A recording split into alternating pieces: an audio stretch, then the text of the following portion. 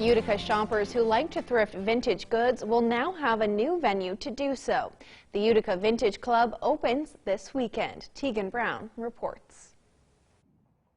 Located on part of Seneca Street, the Utica Vintage Club offers customers a blast from the past.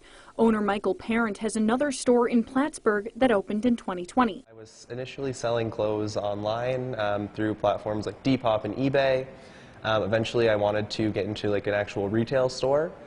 So once I had graduated from SUNY Plattsburgh, I opened that store. The first store opened at the beginning of a pandemic, and his new store in Utica is opening just as the world is starting to remember what normalcy is. It's definitely, a little less nerve-wracking to open now versus opening, more towards the beginning of the pandemic.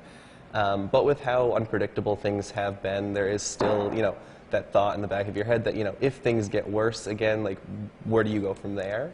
While the Utica Vintage Club may be empty right now, pretty soon you'll be able to come in and find something like a book, or maybe even a record, or you might find something like even a vintage-looking jacket. The store will start out with 3 vendors, and Mike Zombick of Lost Highway Books and Records is one of them. This opportunity is something he says he's been waiting for. This is something I had been planning for the last couple of years, so this is just, it just made sense. It was a natural extension of what I was planning on doing.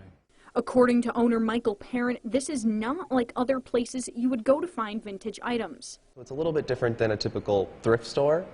The stuff in here is, hand-picked, and, it's things that we think as vendors that people are going to be interested in. For Eyewitness News, I'm Teagan Brown.